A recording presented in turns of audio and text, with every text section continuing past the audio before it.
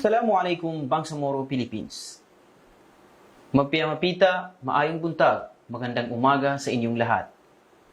At ngayon po ay magkakasama naman po tayo sa ating talakayan tuwing Miyerkules mula alas 10 hanggang alas 11 ng umaga na pinamagatang Islam para sa lahat. Islam ay para sa lahat. Saan man tribo ka man napapabilang, anuman ang iyong relihiyon na kinaparoroonan, ang Islam ay para sa iyo. Sinabi ni Allah subhanahu wa ta'ala sa banal na Quran, وَمَا أَرْسَلْنَاكَ إِلَّا رَحْمَةً لِلْعَالَمِينَ. Walang dahilan ng pagpapadala namin sa iyo, Propeta Muhammad, maliban na lang na biyaya sa sanlibutan. At sa araw na ito, mga minamahal naming taga-subaybay at mga ginigiliw namin mga taga-panood, ay makakasama po natin ang isa sa mahal natin na Sheikh, na kung saan ay dalubhasa po siya sa larangan ng da'wah o propagation ng pananampalatayang Islam. Siya po ay nagtrabaho ng ilang taon bilang Islamic preacher sa Kingdom of Saudi Arabia at alhamdulillah sa gabay ni Allah subhanahu wa ta'ala at sa kanyang kadakilaan ay marami po siyang napag-Muslim at napapasok sa pananampalatayang Islam dahil po sa kanyang kakayanan sa larangan ng da'wah. At ngayon po ay kilalanin po natin ang ating mahal na Sheikh, Sheikh Jan Arif Mascud. Assalamualaikum warahmatullahi wabarakatuh. Assalamualaikum Sheikh.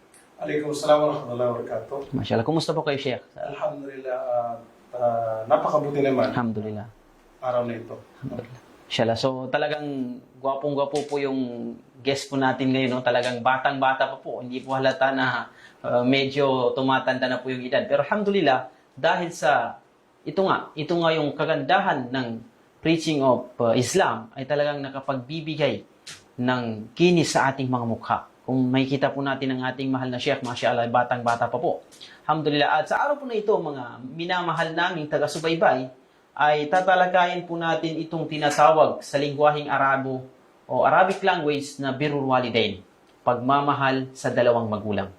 At hindi lingid sa ating mga kaalaman, mga ginigilo naming taga-subaybay, na sa pananampalatayang Islam ay binigyan niya ng halaga itong pagmamahal sa dalawang magulang. Bagkos sinunod niya ito sa pagsamba sa kadakilahan niya. Sinabi ni Allah subhanahu wa ta'ala bilang pambungad ng ating programa sa ngayon. Ba'da a'udhu billahi minasyaitanir rajim. Wa qadha rabbuka alla ta'budu illa iyyahu wa bil walidayni ihsana. At ngayon iniutos ni Allah subhanahu wa ta'ala, wa qadha rabbuka alla ta'budu, at nawag kayong sasamba illa iyyah, maliban sa kanya, kay Allah subhanahu wa ta'ala.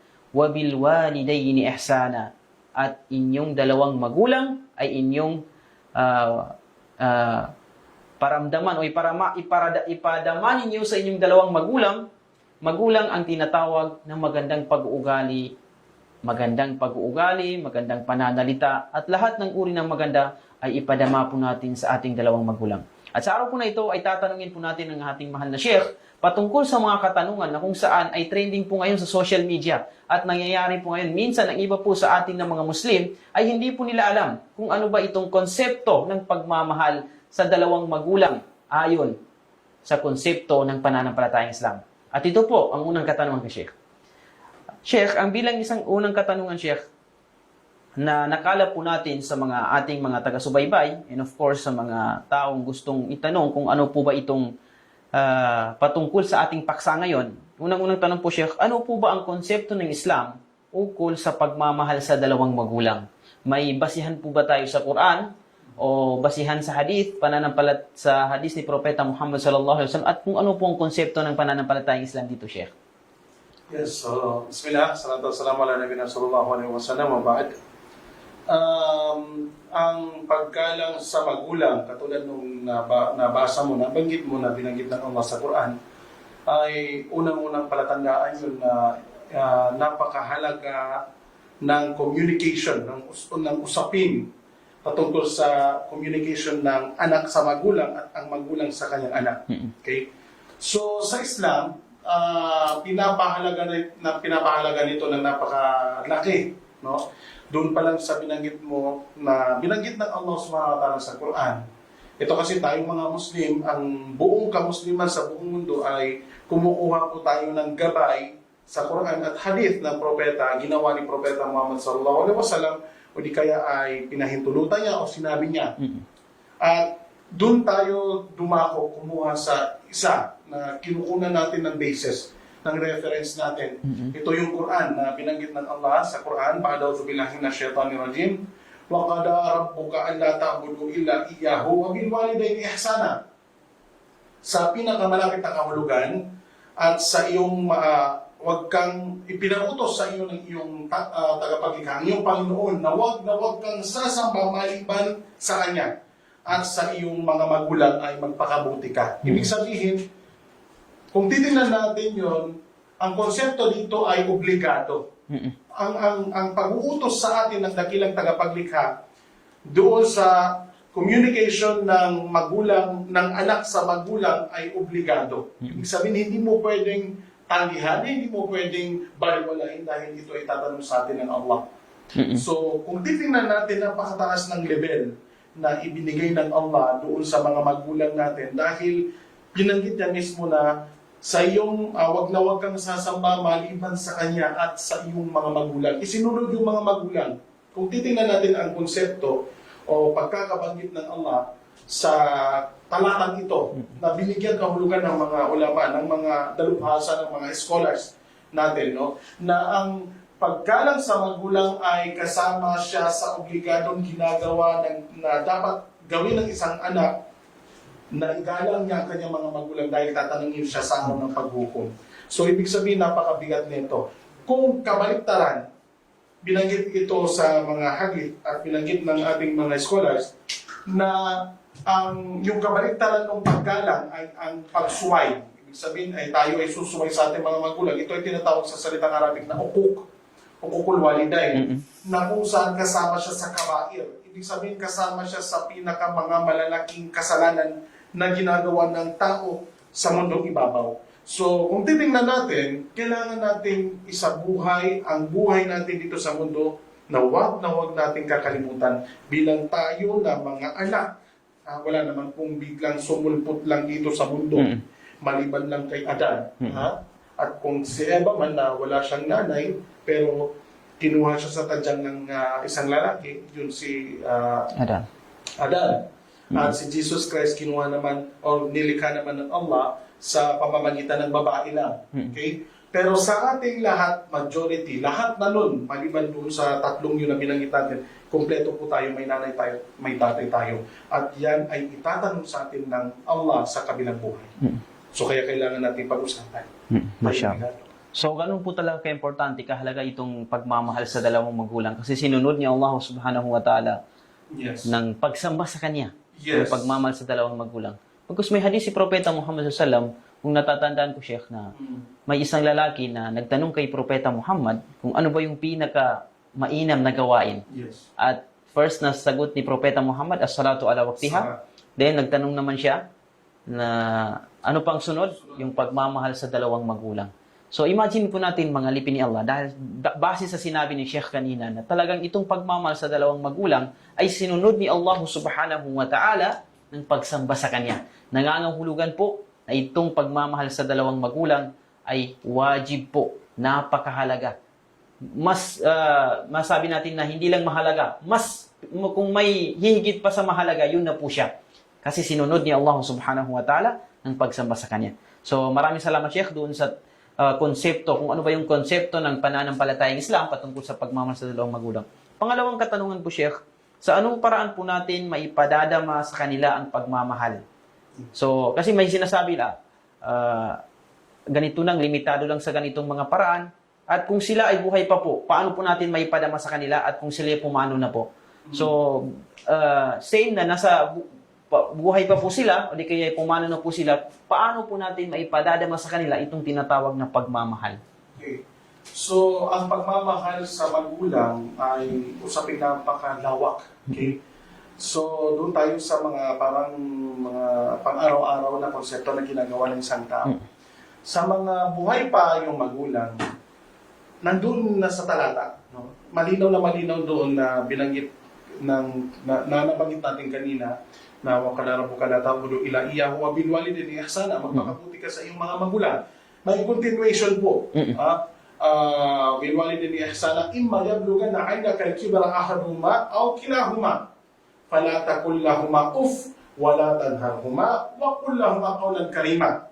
Sa pinakamalapit na kahulugan ng continuation ng talatang ito, sabi ng Allah, kung meron ka mang magulang na naabutan, isa sa kanila, o kilahuma, o dalawa sila, wag na wag, wala takul lahuma uf. Sinabi ng Allah doon sa uf na yan, no? Kasi sa salitang Arabic, yung uf, ito yung pagsabi ng simpleng bagay na kung sa salita nating mga Pilipino, o di kaya sa mga Bangsamoro, nagagamit natin ito yung sinasabing ha. O di kaya yung pagdadabog, o di kaya yung pagpapakita ng inis, lalo na pagka inuutusan tayo ng magulang natin, o di kaya ay pinapakitaan tayo ng parang pag-utos doon sa anak. Minsan makikita natin yung anak na nagtataas ng boses, lalo na pag mayroon siyang ginagawa. Minsan, dumarami po sa panahon natin ngayon yung mga hindi alam yung konsepto ng paggalang sa magulang na napakahalaga. Sa napakasimpleng bagay, kung titingnan natin na sinabi ng Allah, uf, wala takul lahuma uf. Pinakasimple. Pinakasimple yun. Kumbaga yung pag sinabi mong uutusan ka, anak, bumili ka nga ng toyo sa tindahan. Tapos sasabihin mo, ayaw mo nga, ha? O di kaya, yung bago pag sa atin yung parang, yung gano'n. Di ba?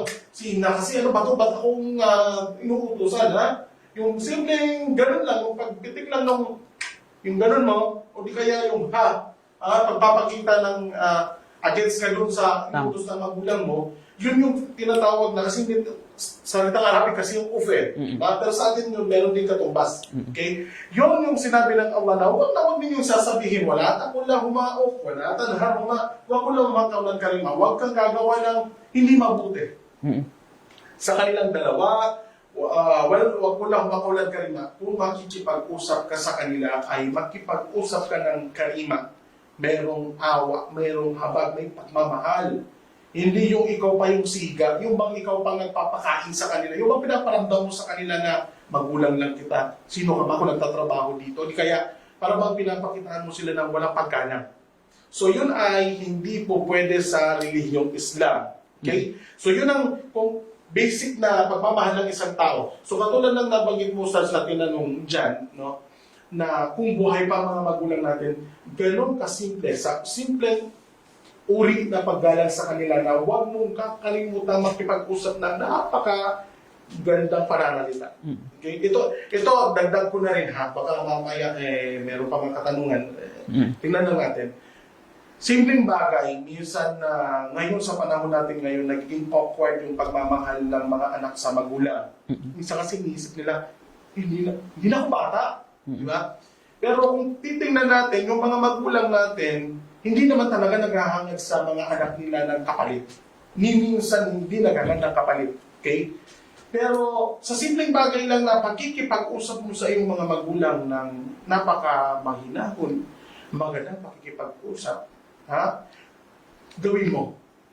Kung gusto mo pang mas madagdagan yung pagmamahal ng magulang mo sa iyo, ay sabihin mo yung mga mabubuting, yun yung sinabi kanina ng Allah, wala takul lahuma uf, wa qul lahumā qawlan karīmā. Magsabi ka sa kanila ng mga mabubuti.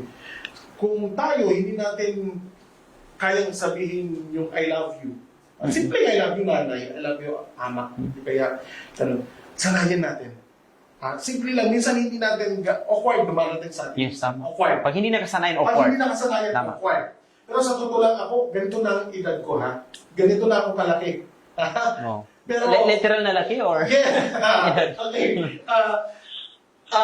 ganito na ako, kumbaga sa edad kong ito, nag-I love you pa rin ako sa nanay ko. Kumbaga kung tutuusin, para bang masyadong malaki, literal na tumatanda na tayo. Pero ganun pa man, ipakita natin. Simpleng bagay yung I love you, pag ihag mo man lang yung nanay mo. Paghalik sa noo, Yes, manong. kung makikita ninyo, masaksiyan ninyo, kasi ako nag-aaral ako sa Indonesia, nakita ko, nasaksiyan ko kung gaano kapapagmahal yung mga Indonesian sa mga magulang nila. Halos lumuhod sila. Mashallah. Dumarating yung nanay nila, hinahalikan nila sa kamay. Yung tatay nila, hindi hinahalikan nila sa kamay. At bago sila nagpapaalam, kinukuha nila yung kamay ng mga magulang nila at hinahalikan. So, simpleng bagay. Kung titingnan natin, nung nasa Saudi ako, ganun din. Doon sa Saudi talagang pag dumating yung nanay, hindi kayo nakita yung tatay o nanay nila, hinahalikan sa noo. Titingnan natin simpleng bagay, pero sa totoo lang, nafe-feel ng mga magulang yan. Okay? So, yun ang papakita natin doon. Sa magulang natin, na buhay pa sila, pakita natin, paramdam natin sila. Pero kung patay na sila, doon din sa question kanina, ang gagawin natin? So, tinuro din ng Allah. Ang pinaka-minimum kasi wala na sila, hindi na natin papakita yung gagawin natin o yung mga pakikipag-usap natin sa kanila. Merong itinuro din ng Allah. Kung patay na sila, وَقُلْ رَبِّ إِرْحَمْهُمَا وَقُلْ إِرْحَمْهُمَا كَمَا رَبَّيَانِي صَغِيرًا. Idua mo sa Allah, manalangin ka sa Allah, idalangin mo sa Allah na, Ya Allah, ang mga magulang ko ay mahalin mo sila ng katulad ng pagmamahal nila sa akin nung maliit pa ako. At kung titingnan natin, lahat po ng magulang ay mahal na mahal po yung mga anak nung, lalong-lalo na nung mga maliliit pa sila, ni hindi tayo padapuan ng lamok. Ni hindi tayo, kung ano yung hindi natin yung binibigay kagad. Diba? Kung titingnan natin yung point dito ng pagmamahal na hinihingi, na itinuro ng ama mismo, na ito dapat yung gawin natin. Huwag daw tayo magmimintis. Kapag tayo ay magdudua, idua natin ang ating mga magulang. Dalangin natin sila. Dumarating sa kanila yan. Kahit na nasa ilalim pa sila ng kanilang libingan, nararamdaman nila yung dua na yan. Dumarating sa kanila yan sa araw ng paghukom. At kasama rin na ibanggitin ko na lang sa anyway. Hayaan mo na medyo mapahaba yung explanation ko dyan. Mas maganda kasi ito din natin yung napakaganda kasing usapin na ito binanggit ng Propeta Muhammad sallallahu alaihi wasallam, Idha mata ibnu Adam in kata'amaluhu illa min salas. Pag namatay ang sangkatauhan ng tao, mapuputol ng kanyang gawain dito sa mundo maliban sa tatlo. Ilmun yantafi'u bihi, o yung tafi'u bihi, yung knowledge na na-share mo sa mundong ibabaw. Habang nagsishare yun, na-share yun, at na-share yun, yung knowledge na mabuting yan, meron kang reward. Kahit nandiyan ka sa ilalim ng libingan mo, hindi ka na nagtatrabaho sa mundo, hindi ka nagsasala, pero yung knowledge na yun existing, tinuturo, ginagawa, dahil nagmula sa iyo, meron kang reward doon. Pangalawa, yung sadaqatun jariyah. Yung binigay mong kawang gawa, na nandiyan pa rin kahit na wala ka na. Halimbawa nito yung mga kalsada, kahit na namatay na yung isang tao, yung dinonate niya na kalsada dyan sa labas, dinadaanan pa rin ng mga tao, the more na maraming dumadaan doon, meron siyang reward. O kaya yung poso na pinagawa niya para makakuha yung mga tao na uuhaw, at lahat pa ng mga ibinigay niya, dinonate niya, na nandyan pa, kahit patay na siya, nandun pa rin. Dumating. Pangatlo dito, kung titingnan natin is, wala dun saleh. Yung anak mo, pangatlo dito na humihingi sa Allah, wala dun saleh, yad'ulahu, humihingi sa Allah para sa iyong mga magulang. Kung titingnan natin yung hadis na ito, may kabilang side na hindi gano'n natin nakikita. Yung wala dun saleh, sabi ng isang chef, sabi ng mga scholars, isa sa mga ugaling nila ay hinihingi nila, dinuduan nila, dinadalangin nila ang kanilang mga magulang. So, ibig sabihin, kung gusto mo may promote yung sarili mo sa level na mas mataas ka pa sa tinatawag natin na mu'min, Muslim, or kagustuhan ka ng Allah, idua mo palagi ang Allah. Kasi nagugustuhan ka rin niya. Hindi lang nakukuha ng mga magulang mo yung reward na idinudua mo sila, bagkus ikaw rin ay tumataas yung level mo. So, ibig sabihin, yung pagiging Muslim mo ay daladagdagan yung pagiging masunurin mo sa Allah. Sa pamamagitan ng pananalangin Yes. para sa mga magulang. Para sa mga magulang, meron ka rin isa pa na. Masya Allah. Masya Allah.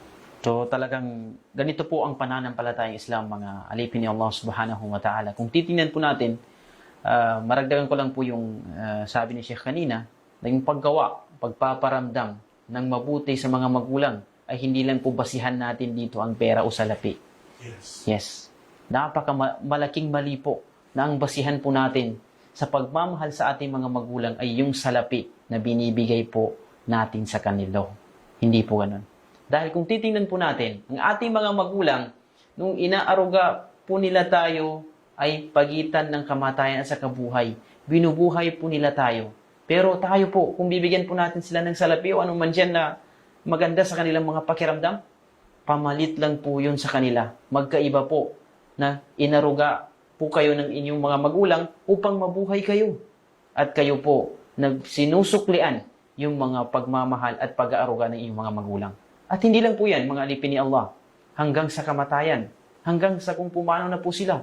Hindi rin po mapuputol ang pagmamahal natin sa kanila. Hindi ibig sabihin po na namatay na sila, hindi na po natin sila kapiling, ay hindi na po natin maipadadama sa kanila, maipararating sa kanila ang ating pagmamahal. Sa pamamagitan ng dua, na tulad na nabanggit ni Sheikh, maipadadama at maipararating po natin sa kanila ang pagmamahal. At bilang panghuling katanungan, bago po tayo magpahinga ng kaunti, itong pangatlong katanungan, Sheikh, hanggang saan po ba ang limitasyon ng karapatan ng magulang sa anak na nararapat na sundin siya ng kanyang anak? Mga halimbawang kwento, tulad ng kwento ni Ibrahim a.s., ni Propeta Ismail, at ni Abu Hurairah, isa sa mga kasamahan ni Propeta Muhammad, noong time na may nangyari sa kanila na hindi ka aya-aya o para bang namunghihan siya ng kanyang ina that time. Maaari po ba niyong ipaliwanag ito, Sheikh? Okay, so napakaganda ng tanong, no? Na binanggit kasi baka naman isipin ng ilan na dapat pala lagi natin sinusunod na natin mga magulang. May limit po yan, ano? Sa sinabi ni Propeta Muhammad sallallahu alaihi wasallam na la ta'atan fil makhluq fi ma'siyatil khaliq o kamapal sa pinakamalapit na kahulugan, walang pagsunod ng isang tao doon sa nilikhalang din ng Allah sa mga bagay na maasiya, ibig sabihin ay yung pagsuway sa Allah o yung paggawa ng hindi mabuti. So, katulad ng nabanggit mo, binanggit na kwento patungkol kay Abu Hurairah, na si Abu Hurairah, yung nanay niya, bago pa siya, nung nag-Muslim siya, hindi ito sumama sa Islam. Okay? So, hindi sumama sa Islam. Pero kung titingnan natin yung kwento niya, ay ginagalang niya pa rin yung kanyang nanay. Okay? So, si Abu Hurairah, sa pinakamaliit, paikli natin yung kwento, sa madaling sabi, hindi nag-Muslim yung nanay niya. Okay? So, ang kwento dito, ginagalang pa rin ni Abu Hurairah yung kanyang nanay. Pero ganun pa man, para bang gusto niya pahirapan yung kanyang sarili. Yung nanay niya nagpapahirap sa kanyang sarili. At sinasabing kung hindi mo ako susundin, gagawin ko to, pahirap ako sarili ko, hanggang sa pinapakitaan niya ng masama yung si Abu Hurairah na sasaktan niya yung kanyang sarili to the extent baka malagutan pa ng hininga. Okay? So binanggit ni Abu Hurairah o mahal kong nanay na kahit ilang beses ka pa huhutan ng iyong kaluluwa o kamatayan ay hindi ko pa rin pwedeng iwan ng Islam. Ibig sabihin dito, no, ang limit dito ay hindi mo kung ang iutos sa atin na hindi mabuti, hindi po natin pwedeng sundin. Okay? Halimbawa, sa punto natin, sa panahon natin ngayon, ang magulang mo nagbebenta ng ipinagbabawal na gamot. Okay? So ito alam natin, literal, masama sa katawan natin, bawal din sa batas ng Pilipinas at sa buong mundo, at syempre bawal din ito sa relihiyong Islam. And then uutusan ka ng nanay mo o di kaya ng tatay mo na magbenta ka na ito, tapos ito, gawin mo to, no? Yung mga masasamang bagay na yan, mag-hold up ka. At maliban pa, ibang mga bagay na maasiya na hindi dapat ito sa relihiyong Islam. Yun ay hindi natin pwedeng sundin. Okay? Pwede na natin silang suwayin sa mga bagay na ito. Okay? Pero kung ito ay utos ng Allah, pinahintulutan ng propeta at ito ay pinahintulutan sa Islam. Katulad nga ng binanggit mo kanina, Ustaz, na kwento na patungkol kay Ibrahim alayhi salam, na inutusan siya na kanyang, sinabi ng Allah na katayin niya yung kanyang anak. Okay? So kung titingnan natin, ang anak doon ay hindi sumuway dahil alam niya na ito ay utos ng Allah kay Abraham sa tatay niya. Okay? Ang pinaka binanggit pa niya dahil nga yung tatay niya nagdadalawang isip, ikaw nga naman na bibigyan ka ng utos na ialay mo ang iyong anak at ang anak mo ay titingnan natin matagal niyang inasam na magkaroon ng anak, no? Si Abraham, kasi matagal lang panahon na hindi siya nagkaroon ng anak. Pero sa umabot ng 6 na taon sa mga kwento, no, ay inutusan ng Allah na katayin yung kanyang anak. At ang sinabi ng anak niya lang, ya abati, o mahal kong ama, if al-bimato sa tajido ni inshallah minasabi rin, gawin mo na kung ano ang inutos ng iyong Panginoon ng Allah. At ako ay magsasabar, magtitimpi at magtitiis para lang maisagawa mo yung ibada o yung inutos sa iyo ng iyong tagapaglikha. Pero ang point natin dito, hindi ito pwede sa panahon natin ngayon na kukuha tayo ng kutsilyo at ihalay natin yung mga anak natin. Pero ang point natin dito, tayo bilang anak, kung ito ay inutusan tayo sa ibada o pagsunod sa Allah, hindi tayo pwedeng sumuway. Huwag nating sasabihin na, ayoko. Problema ngayon, inuutusan na, anak, magkapdas ka na, dumating na yung wakto ng asar, dumating na yung wakto ng isya, dumating na yung wakto, magsabayan ka na. Iwan mo na yung cellphone mo, nag-ML lang sa bahay. Matigas yung sagot ng anak. Nasasabihin na, ayoko nga. Tatapusin ko lang itong laro ko. Naman na niya, o kaya susuwayin yung nanay niya. Kung titingnan natin yung ganong klaseng ugali ng mga anak sa panahon natin ngayon, malayong-malayo na sa turo ni Propeta Muhammad sallallahu alaihi wasallam. Kaya dapat dito baguhin natin to. Simpleng bagay na iniisip natin na pag-alang ng sa magulang, pero napakabigat po nito. Okay? So kailangan natin sundin ang ating mga magulang. Hindi po pwedeng mamaya na, kaya ipagpapaliban na lang natin yung pagmamahal na yan. Hindi po pwede. Araw-araw po natin yung pakita sa kanila. Araw-araw po natin iparamdam na sumusunod tayo sa kanila. Okay. So yun, Allahu a'lam. Mashallah. So, nabigyang diin po ni Sheikh yung kung ano po yung limitasyon ng anak, kung paano po nila susundin yung kanilang mga magulang. Kasi minsan baka akalain po natin na dahil sa obligado ng sundin po natin ng ating mga magulang, kahit utusan po tayo ng masama, susundin na po natin sila. No, hindi po ganun. Kagaya po ng nabanggit ni Sheikh kanina na hadith, la ta'ata li makhluqin fi ma'siyatil khaliq. So, walang pagsunod sa ginawa kung ang iutos po niya ay pagsalungat sa kung ano yung gusto ni Allah subhanahu wa ta'ala. At sa versikulo na binanggit ni Allah subhanahu wa ta'ala bilang karagdagan na sinabi ni Sheikh, sabi ni Allah subhanahu wa ta'ala, wa in jahadaka ala an tushrika bima laysa laka bihi ilmun fala tuti'huma wa sahibhuma fid dunya ma'rufa. Kung pipilitin po kayo ng inyong mga magulang na magtambal sa akin, sabi ni Allah subhanahu wa ta'ala, gumawa ng masama o salungat sa kagustuhan ni Allah subhanahu wa ta'ala, na hindi naman ninyo ito alam, indusan lang kayo, pinipilit kayo, fala tuti'huma. Huwag po ninyo silang sundin. Kung ang pag-uusapan po ay ang pagsuway kay Allah subhanahu wa ta'ala, wa sahibhuma fid dunya ma'rufa, at kasamahin po natin ang ating mga magulang sa mundong ibabaw ito ng sa magandang paraan. So, in additional din po sa sinabi ni Sheikh kanina, kung titingnan natin, may mga Muslim o may mga tao na nagbalik Islam, dahil sa hindi na po nagbalik Islam yung kanilang mga magulang ay minamaltrato po, sinasabihan ng masama. No, hindi po ganon. Ang kautusan ng pananampalatayang Islam, wasahibhuma fid dunya ma'rufa. Kasamahin natin sila ng mabuti sa mundong ibabaw na ito, kahit anuman yung kanilang relihiyon. Pero wag po natin silang sundin sa kung ano yung pag-utos nila, lalabag sa kautusan ni Allah subhanahu wa ta'ala. Kaya mamaya-maya po insyaAllah, marami pa po at may iba pa po tayong mga katanungan na exciting na mga katanungan na kung tatalakayin po natin ay kapupulutan po natin ng aral. At magbabalik po tayo pagkaraan ng ilang sandali.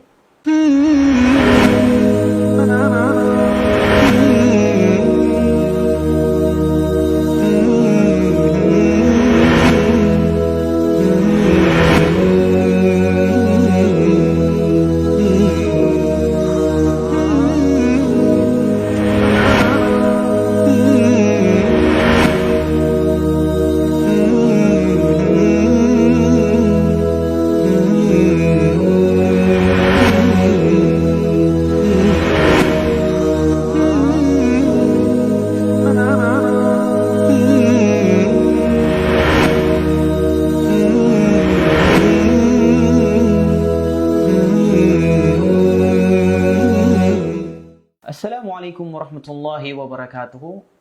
At tayo po ay nagbabalik sa ating talakayan na Islam para sa lahat sa paksa na pagmamahal sa dalawang magulang. At kanina po, Masya Allah, nabigyan din ni Sheikh kanina kung ano po ba itong tinatawag na pagmamahal sa dalawang magulang sa konsepto ng pananampalatayang Islam at paano po natin ito maipadama sa kanila dito sa mundo at kung wala na po sila sa mundong ibabaw na ito at kung ano po ang limitasyon ng karapatan ng mga magulang po natin upang sundin po natin sila. At ngayon po ay tatalakayin po naman natin kung ano po ba ang karapatan ng anak sa kanyang mga magulang. Ano po ba siya itong mga karapatan ng mga anak sa mga magulang na nararapat ay bigyang importansya din po ng mga magulang since na mula noong pinanganak po nila, sinilang ang mga anak nila sa mundong ibabaw, ano po ba itong pinaka o mga mahahalagang mga karapatan ng mga anak na ito sa kanilang mga magulang, Sheikh? Okay. So, bismillah. Itong bagay na ito ay napakahalaga, no? Bagamat ito ay napakalawak ding usapin. Itong pagkarapatan ng mga anak sa kanyang mga magulang. Katulad din nung napag-usapan natin na karapatan ng mga magulang sa mga anak nito. So napakalawak ng usapin. Pero may mga kailangan nating tugunin na yung bang kailangan na mga mabibigat na dapat ibigay natin sa ating mga anak. Una-una, syempre, ang pinakamahalaga na ibinigay sa atin ng Allah Subhanahu wa Ta'ala ay ang relihiyon. Okay. So nararapat sa mga magulang na bigyan nila ng tamang pananampalataya, turuan nila ng tamang pananampalataya ang kanilang mga anak. Kung titingnan natin ito, napaka-general na pag-uusapan, pero ito ay napakahalaga kasi nga ang pagturo ng magulang sa kanilang mga anak ng relihiyon ay nagdudulot ito ng connection na parang kasama rin sila sa magkakaroon ng benefits dito. Kung tuturuan nila kanilang mga anak ng mga mabubuti na about sa relihiyon, ay ang magkakaroon din ng kabayaran dito sa kanila. Katulad kung halimbawa, tuturo nila ang kabutihan asal sa kanilang mga anak, dahil ito ay pinag-utos sa Islam, magkakaroon ito ng benepisyo din sila, yung mga magulang. Igagalang sila, bibigyan sila ng mga mabubuting, kung titignan natin, kasama rin dito yung responsibilidad na bigyan din sila ng mabuting pananamit or mga pangangailangan, no? Pero kung titingnan natin, kung meron man noon, ay bibigyan natin sa kanila yung relihiyong Islam, ay matututunan ng mga anak na igalang ang kanilang mga magulang, sundin ng Allah, sundin ang payo ng mga matatanda. Lahat ng kabutihang asal ay matututunan nila. Kung titingnan natin, doon pa lang sa pinagtuturo lamang ng mga magulang na sundin or ang relihiyong Islam. Ibig sabihin magpaka-religyoso yung mga anak.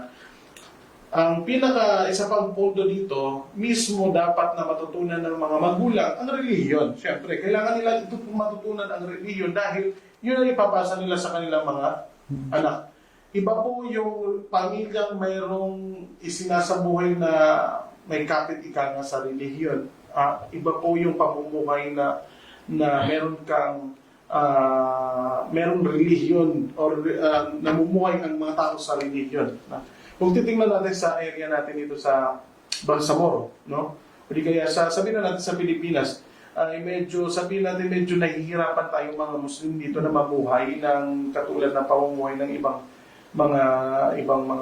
mga nasyon, katulad ng Saudi Arabia. Kung titingnan natin, dahil nga tinuturo ng mga magulang ng relihiyon sa kanilang pamilya. Okay? So doon pa lang, nagkakaroon na ng mabubuting pakiramdam. Kahit nasabihin natin na yung iba, hindi o sa buhay, no? Ay nararamdaman doon yung napakabuting ginagawa. O kaya mabuting ibinibigay sa kanila ng Allah. So nung time na nasa Indonesia kon, nakita ko sila, yung mga bata doon ay ino-orient pa lang kahit na mga maliliit pa lang sila. Maririnig mo sila nag-uunahan papunta sa masjid. Hindi na tinuturuan ng mga magulang. Kasi nga, nung maliit pa sila, pinapakita na ng mga magulang, sila mismo pumupunta ng masjid. Okay? Yung magulang mismo, sa kanilang mga sarili, pumupunta na sila sa masjid. So yun yung natitingala ng mga anak nila. Nakikita yun ng mga bata. Magkaiba po yung hindi nakikita ng mga bata At nag-uutos siya. at nag-utos siya. Dapat siya mismo magiging model. So isang magandang naidudulot noon, yung mga bata doon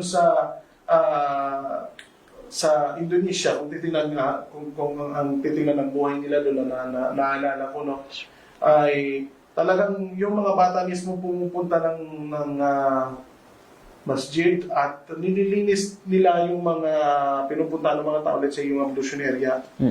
Sila yung nagpapaliksahan. Sa Saudi Arabia, lahat po na nakapag-Saudi, alam po nila ito. Every time ng Ramadan, marami pong nagpapa-iftar, nagpapakain pagkahapon na. At ang kung titingnan natin, nag-organize ng pagpapa-iftar sa mga masjid, kasi libre po yung mga iftar sa lahat po ng masjid sa Saudi Arabia. Nagpapaligsahan po dito yung mga bata. Kukunin ka kagad, pagpasok mo ng masjid, mag-iftar na tuwing Ramadan, kukunin yung kamay mo, sabihin niya dito ka sa area to, dito ka, magpapaligsahan sila. Mga bata, no? Kung titingnan natin, ang point ko dito, kung tuturuan natin yung mga bata sa relihiyong Islam, pagmamahal sa relihiyong Islam, hindi tayo problema sa society natin. Okay? Sa pamilya mo mismo, hindi ka naman problema dahil mamahalin ka na ng mga anak mo. In return doon sa ginagawa mo, pagturo sa kanila ng relihiyon. So sa madaling sabi, yung karapatan ng mga anak, karapatan ng mga anak natin na kilalanin tayo na, sundin tayo na merong kasama sa pagmamahal sa relihiyon. So yun ang mga isa sa pinakamabigat na dapat nating ibigay sa ating mga anak. Siyempre kasama din dito yung panustos sa kanilang pamumuhay, yung pagkain, kasama rin dito yung kanilang pananamit, pag-aaral, yung mga basic needs naman din. Kailangan po yun, karapatan po nila sa atin yun. So yun po yung mga bagay na dapat natin din bigyan ng pansin. Pero kung titingnan natin karapatan as a whole, napakalawak po na usapin ito. At inshallah, maaari din po natin itong pag-usapan sa mga susunod. Inshallah. Mashallah. So talagang note po na ang pinakamahalagang karapatan na dapat pong maibigay ng mga magulang, Sheikh, no? Yes. Ay kung paano po tuturuan ng magulang ang kanilang mga anak patungkol sa pananampalatayang Islam. Magandang pag-uugali, karapatan ni Allah, karapatan ng iyong kapwa na tao, karapatan ng iyong sarili bilang isang Muslim, at lahat ng karapatan na ito ay ituturo ng pananampalatayang Islam. At bilang panghuling katanungan, Sheikh, no? Ano po ba itong tinatawag na pagsuway? Mabalikan po natin kanina yung tinatawag na ukukul walidain, pagsuway sa dalawang magulang at mga dulot nitong masama. Dahil naipaliwanag po kanina kung ano yung pagsuway sa dalawang magulang, no? Yung pinakamaliit na halimbawa, yung na tinatawag. So ano po bang mga dulot nitong masama dito sa mundo at sa araw ng paghuhukom? Since na-explain niyo po kanina, sabi niyo na unahan niyo pong i-explain, Jeff. Okay, so yun. Itong usapin nito na pagsuway sa magulang ay nagkakaroon tayo ng tinatawag na damay-damay na. Okay. So ito natin itong isa isip at isa puso. Ang mga situation natin sa buong mundo ngayon ay maaari na dahil sa ating lahat. Okay? Kasama ito sa isinusumpa ng Allah. Min al-kabair. Malaking kasalanan ito, no? Kaya pag pinarusahan tayo ng Allah, yung mga tawasa sa pinakamalapit ng kahulugan, katakutin ninyo ang parusa ng Allah, dahil ito ay dahil ito ibibigay niya sa pagsuway na pinaparusahan ng Allah.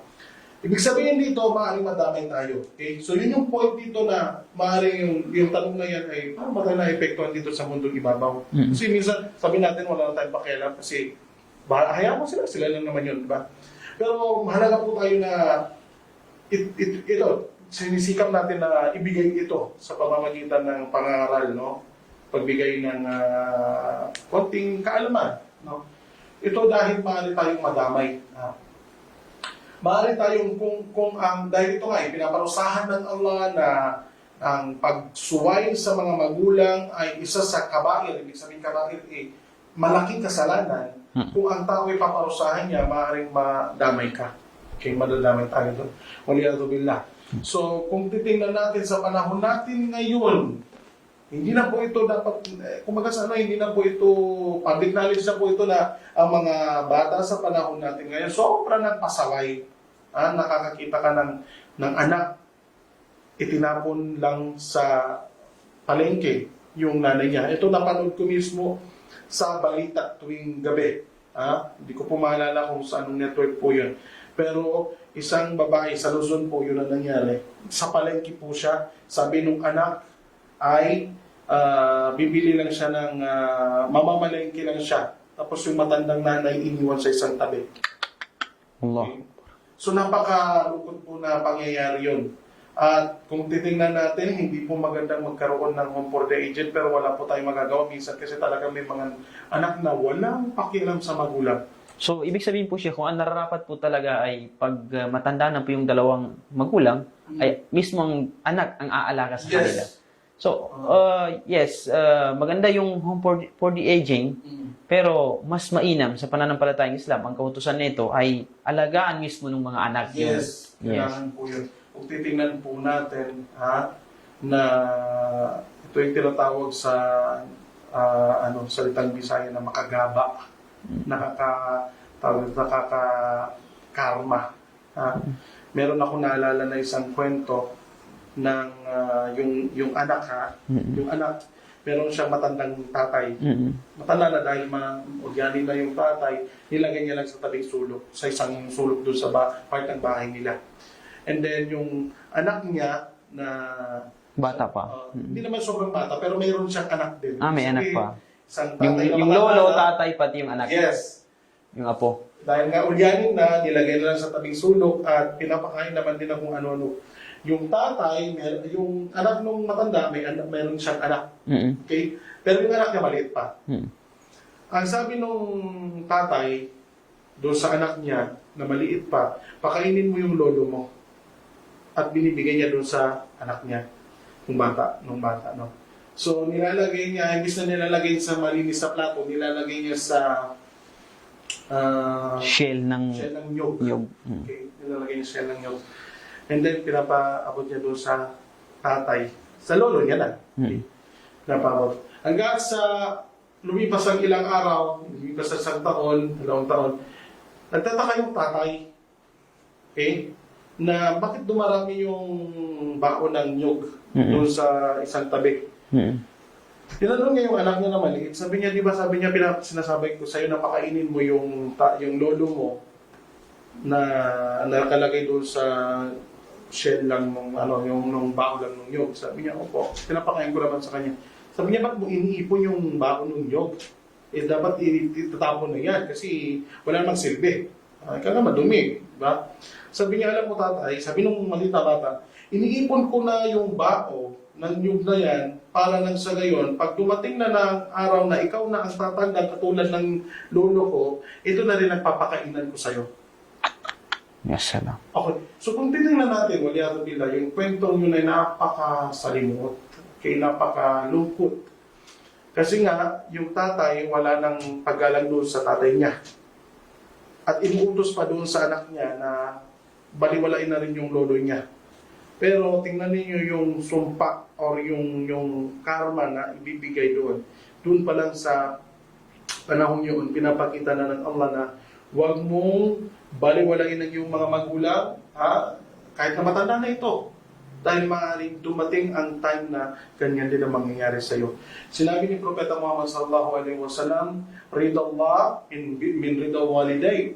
Ang pagmamahal ng yung ang pagmamahal ng Allah para sa iyo ay nakadepende minsan sa pagmamahal sa iyo ng iyong mga magulang. Sa pagmamahal mo sa iyong mga magulang. Masya At sinabi rin ng ni Propeta Muhammad sallallahu alaihi wasallam, suqtullah min suqtul waliday. Masya Allah. Ang galit ng Allah ay nakadepende rin sa galit ng iyong mga magulang. Kaya dapat natin silang mahalin, dapat natin silang pakitunguhan ng tama, ng may pagmamahal at ng may paggalang, dahil yung pagmamahal na yan ay gagantihan ng Allah ng pagmamahal din sa iyo. Sa pinakamalapit na explanation natin, kailangan natin gawin ito give and take, pero ito ay merong kaugnay na obligadong pananampalataya.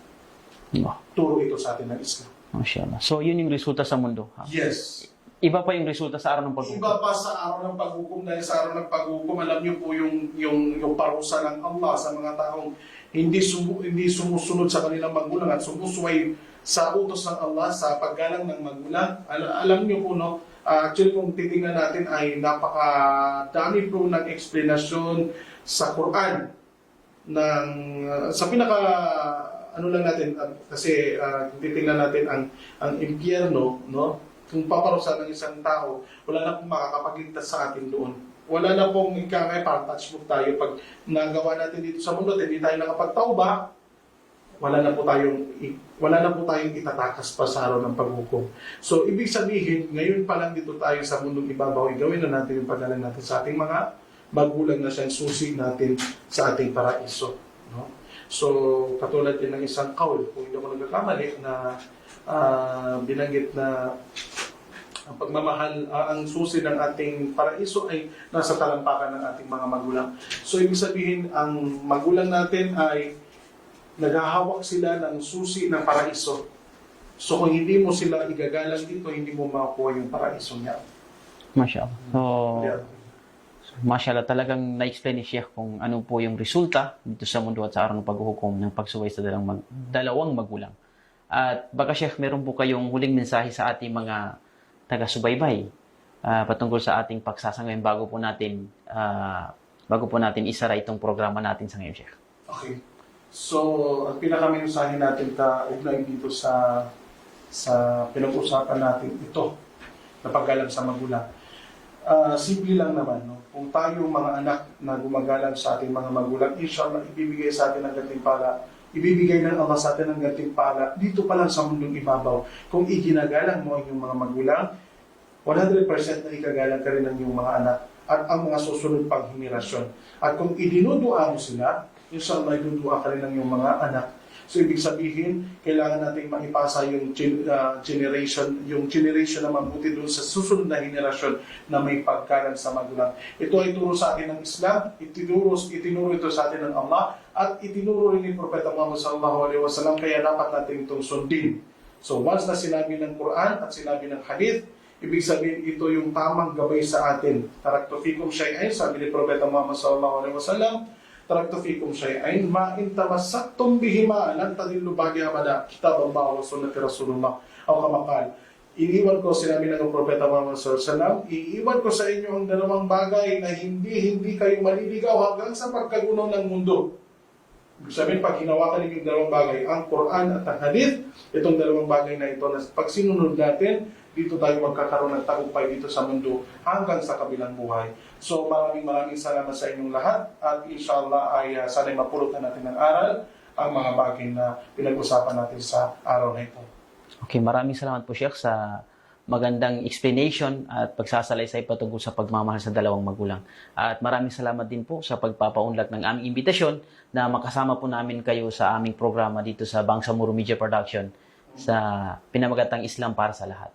At bilang panghuli sa ating mga minamahal at kinigiling taga-subaybay at mga taga-panood, alam po natin na temporary lang po tayo sa mundong ibabaw na ito. Hindi po natin alam, bukas makalawa, hindi na po natin makakapiling ang ating mga magulang. Magpapasalamat tayo kay Allah subhanahu wa ta'ala dahil hindi lahat ng sinilang sa mundong ibabaw na ito ay namulatan nila ang kanilang dalawang magulang. Si Propeta Muhammad sallallahu alaihi wasallam ay nung sinilang po siya sa mundong ibabaw na ito, wala po siyang tatay. At hindi po niya nakapiling ang kanyang mahal na ina ng matagal.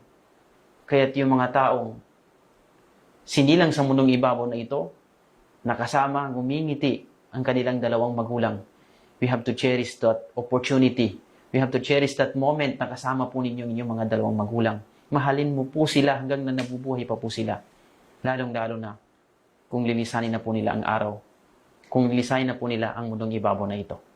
So, sa may salita, ewan ko ba kung hadis po ba ito or salita ng mga hukama, sabi, birru aba'akum taburrukum abna'ukum. Mahalin mo ang inyong mga magulang dahil mamahalin kayo ng inyong mga anak. Maraming mga kwento na lahat ng ginagawa ng mga anak sa kanilang mga tatay o kanilang mga magulang ay ito ay umuwi sa kanila. Dumarating ang karma sa kanila. Kaya't mga alipin ni Allah subhanahu wa ta'ala, ang katuruan ng pananampalatayang Islam, pagmamahal sa dalawang magulang. Mahalin po natin sila ng totoong pagmamahal. Walang limitasyon na pagmamahal sa mundong ibabaw na ito hanggang sa araw ng paghuhukom. At bilang panghuli, nagpapasalamat po kami sa inyong lahat, mga masugid naming taga-subaybay at ginigiliw naming taga-patnubay ng aming programa.